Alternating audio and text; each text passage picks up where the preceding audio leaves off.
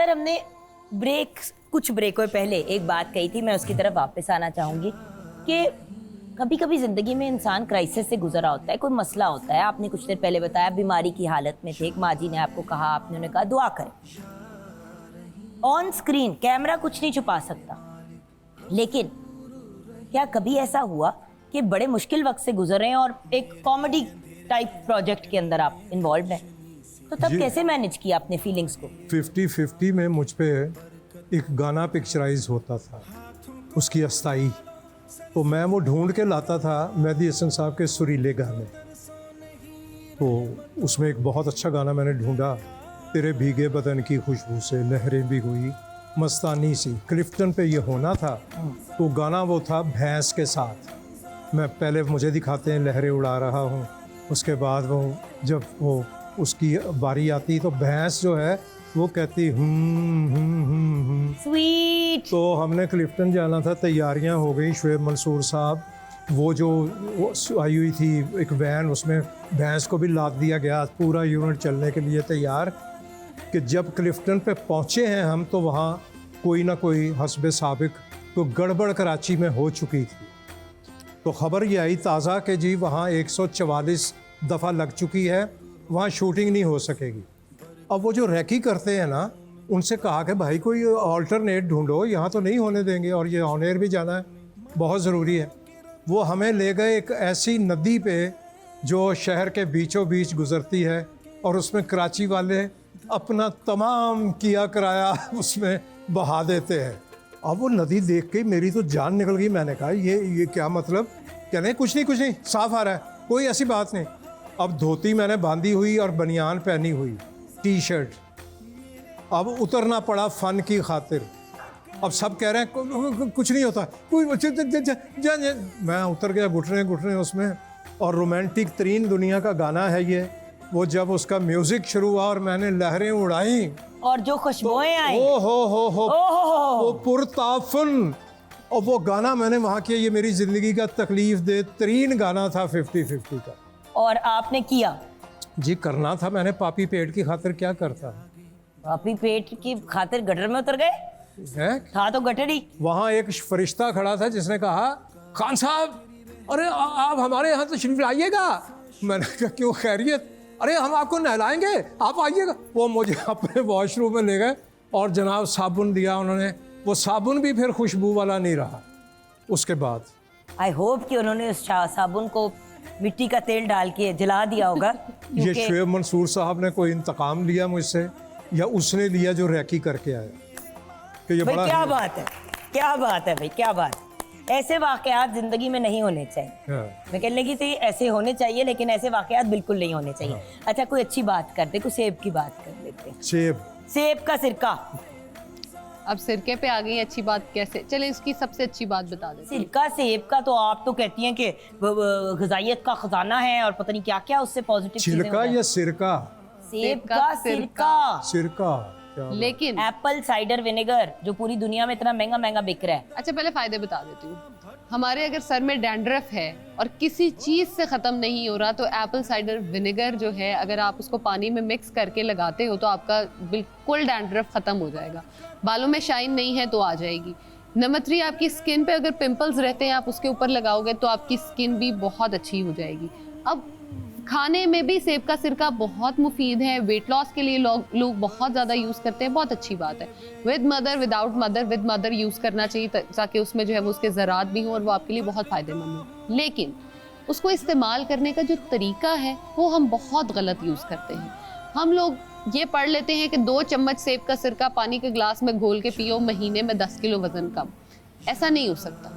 और दूसरी चीज़ ये, जब आप 2 चम्मच सेब का सिरका रोज़ पिएंगे, आपके दांत तबाह हो जाएंगे, खराब हो मैदा भी सड़ जाएगा, स्टमक के अल्सर्स हो जाएंगे, सुराख हो जाएंगे पेट में। असल में प्रॉब्लम ये ना साहब, आपने तो मीडिया को देखा है, जब किसी बात को छाल देते हैं कि ये बड़ी अच्छी चीज है, हर बंदा उस डगर निकल जाता है, रिसर्च नहीं कोई करता। बिल्कुल। और बाय द वे मीडिया वाले भी इस डगर लग जाते हैं। मैं आपको बता नहीं सकती हूँ कितने लोगों की डाइजेस्टिव सिस्टम, निज़ाम हज़्म बर्बाद हुआ है क्योंकि उन्होंने सेब के सिरके का गलत इस्तेमाल किया। वही चीज़, वही दवाइयाँ जो हमें सुकून देती हैं, पैरासीटामोल, आइबुप्रोफेन, यही सॉल्ट जब आप ज़्यादा लेते हैं तो आपको ये बीमार कर देती है, आपकी किडनीज उड़ा देती हैं, गुर्दे उड़ा देती हैं आपके। तो ये चीजें कंसिडर करनी चाहिए। अब मज़े की बात यह है कि इन बीमारियों से, इन ड्रग्स से जितने भी आपके स्टमक खराब होता है या जो भी बॉडी में चीज़ें खराब होती है ना, सेब उन सबको रिपेयर कर देता है। सेब में अल्लाह पाक ने इतनी ज़्यादा शिफा रखी है, लेकिन वही सेब का सिरका जो है ज़्यादा इस्तेमाल करेंगे तो वो फिर से ख़राब कर देगा। सेब का सिरका इस्तेमाल अगर आपने करना है तो उसका बेहतरीन तरीका ये है कि आप उसको सैलड्स के ऊपर 1 टीस्पून पूरे बॉल बड़े सैलड के ऊपर डालें और आप उसको आराम से इंजॉय करके खाएं। जैसे हम लेमन स्क्वीज़ करते हैं वैसे ही आपने इसको खाना है। और अगर आपने इसको यूज़ करना है वेट लॉस के लिए या आप उसको डेली बेसिस पे बॉडी को डिटॉक्सिफाई करने के लिए यूज़ करना चाहते हैं, तो जो अपना डिटॉक्स वाटर आप बनाते हैं उसके अंदर आधी टीस्पून आप एप्पल साइडर विनेगर की डाल दें, मोर देन इनफ है। लेकिन अगर आपने वही पागलपन करना है कि 1 चम्मच भर के डालना है और कुछ करना है, तो फिर प्लीज़ आप उसको स्ट्रॉ के साथ पी लें ताकि कम से कम आपके दांत और आपकी जो ओरल हेल्थ है वो बरकरार रह सके। और अगर आपने अपनी स्टमक हेल्थ को बरकरार रखना है तो फिर इसको कोशिश करें कि ना पिए। सेब का इस्तेमाल अगर आप कर रहे हैं तो सेब को जो है, जैसे मैंने पहले बताया, सहरी में इस्तेमाल करें, इफ्तार में इस्तेमाल करें। इफ्तार में इस्तेमाल करें, क्योंकि सेब के बाद दिस इज़ एन एपेटाइज़र, इसके बाद आपको भूख लगती है। अगर आप सहरी में खाएंगे तो आपको रोज़े में बहुत ज़्यादा भूख की शिद्दत जो है वो फील होगी, तो इसलिए बेहतर है आप इसको शाम में इस्तेमाल करें। अब एप्पल पाइज़ हैं, एप्पल जूसेस हैं, एप्पल शेक्स हैं, आप सभी का रमज़ान में बिल्कुल इस्तेमाल कर सकते हैं, क्योंकि आपको एक एनर्जी चाहिए। अगर आप एप्पल का बनाते हो, मिल्क शेक बनाते हो और उसके अंदर खजूरें डाल लेते हो या इंजीर डाल लेते हो, थोड़े से नट्स डाल लेते हो, तो एप्पल शेक बेहतरीन है आपकी कुव्वत मुदाफ़त के लिए भी और आपकी सेहत के लिए भी। वंडरफुल। यही तो बात है खान साहब कि हमारे सीनियर्स जो हैं, इन्हीं की बरकतों, इन्हीं की दुआओं, इन्हीं की पॉजिटिविटी से तो हम जिंदगी में आगे बढ़ते हैं। सीनियर की रिस्पेक्ट करना कितना अहम है आपकी नज़र में? इवन दो आप सीनियर की तरह बिहेव ही नहीं करते, आप तो ऐसे बिहेव करते हैं जैसे आप हमारे फ्रेंड हैं सबके। मुझे लगता है मैं किसी सीनियर का रोल कर रहा हूँ, ओरिजिनल नहीं हूँ। कसमें हमें भी यही लगता है, प्रॉक्सी करता हूँ। प्रॉक्सी आप बने हुए।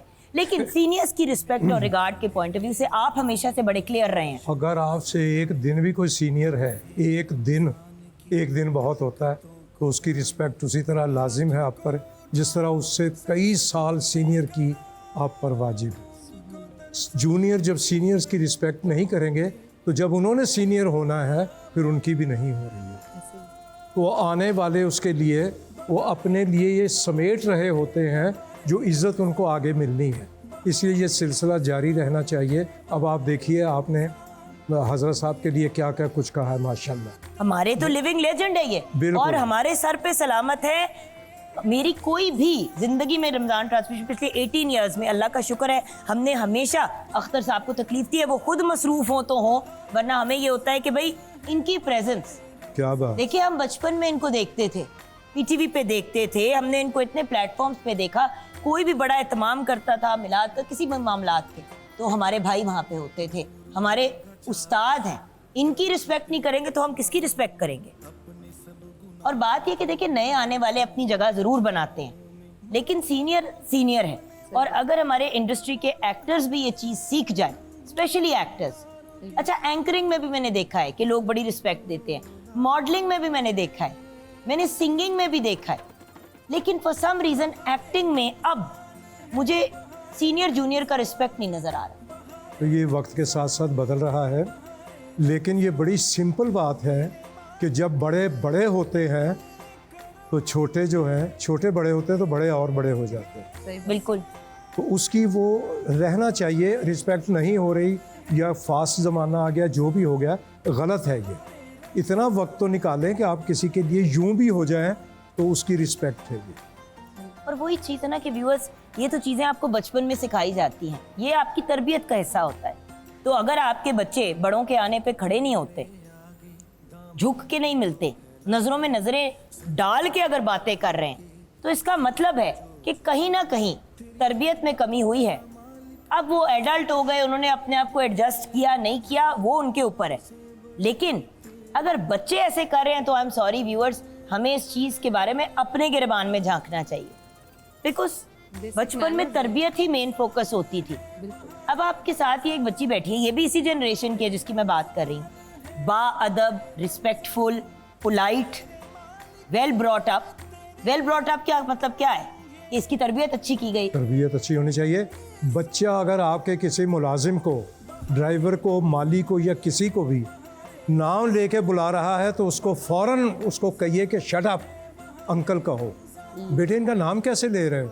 वो बच्चा कभी भी उसका नाम नहीं लेगा, वो अंकल ही कहेगा। ये घर से शुरू होती है तरबियत। बट देखिए ना, अब घर पे ना हर बंदा आपी, दीदी, बिल्कुल। खाला, इससे नीचे नहीं अब जिस तरह बुलाता। नूर को संभालती हैं आपी शगुफ्ता, मैं उनको आपी शगुफ्ता बुलाती हूँ, नूर उनको अम्मा बुलाती है, क्योंकि वो उन्होंने नूर को संभाला है, वो माँ है उसकी। हाँ। अब शाहीन क्योंकि एज में कम है, वो भी साथ में नूर को संभालती है, उसको वो शाहीन दीदी बुलाती है, आपी बुलाती है।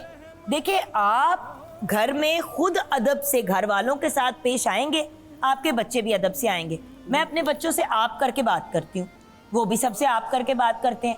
घर में आपने तू तड़ा करनी है, फिर वो किसी को जाके अगर खान साहब को जाकर कहेंगे तू की कर रहे थे, आई एम सॉरी, वो आपने घर में उनको नहीं सिखाया। उस वक्त फिर बच्चों को चपेड़े मारी जा रही होती है और उनको सबके सामने जलील किया जा रहा होता है। हमने अपने बच्चों को अपने थ्रू गाइड करना है।